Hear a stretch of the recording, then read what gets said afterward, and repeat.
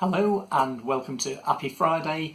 This week we're talking about the new phone from OnePlus, the 6T. So the 6T is the OnePlus flagship new phone, and this is designed to compete with things like the £1,000 iPhone X's and Samsung Galaxies, those kinds of things. So that real sort of top end. But instead of it being £1,000, this is £499. So it's not really budget like a lot of the phones that we've discussed previously. So I think the last one was the sort of Poco phone F1, and that was around the £300 mark. So yes, £500 isn't a cheap phone, but when you look at the specs of this thing, then it's a real contender to compete with those £1,000 phones. So screen-wise, it's a 6.4 inch, and it's actually made by Samsung is the screen. Really good resolution, as you'd expect. And as is the sort of fashion at the moment, it has a notch at the top as well. The good thing with this one, it only has a really small notch. It's sort of a teardrop shape. So all those notification icons that you sort of get on Android, you fit lots up there. So it's not as intrusive as a lot of the big notches in some of the other phones. So performance-wise, this has one of the latest Snapdragon 845 processors. What does that mean in English? It means it's got the same sort of processor that's super fast that's in the Samsung Galaxy S9. RAM 8 gig or 6 gig, dependent on which variant you get, and loads of storage. Again, you can sort of select how much storage you want, depending on how much you want to spend, of course.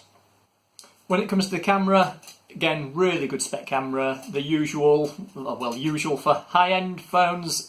Dual lens, one 16 megapixel, the other 20 megapixel, so you can get those really nice sort of portrait shots with the blurred backgrounds.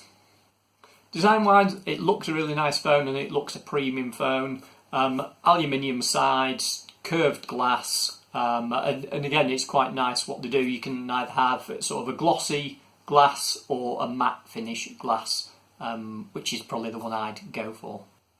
As well as the usual sort of face unlock, which has been around on Android for quite a while and does work pretty well, then this has a fingerprint scanner too to unlock, which I actually prefer a lot of the time to face unlock. But the cool thing with this, the fingerprint scanner isn't a sort of separate thing. It's built into the screen itself, so that's something I've not seen before. When it comes to battery life, then pretty good, not amazing. They say it'll go for more than a day, which is sort of par for the course, really. Something it doesn't have, which I thought it might, is wireless charging. That seems to be becoming more and more common, so I was surprised that this didn't have it. And then annoyingly, because I like a headphone socket, then this has gone the way a lot of newer phones have gone.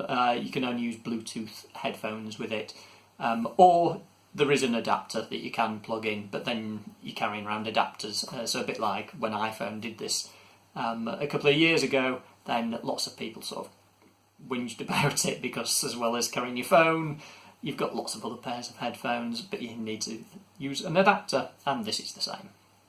So that's it for Appy Friday this week. I hope you found that useful. Do let us know if you're a OnePlus fan, if you've tried this phone and what you think of it. Do leave us any comments, and I'll see you next week for Appy Friday.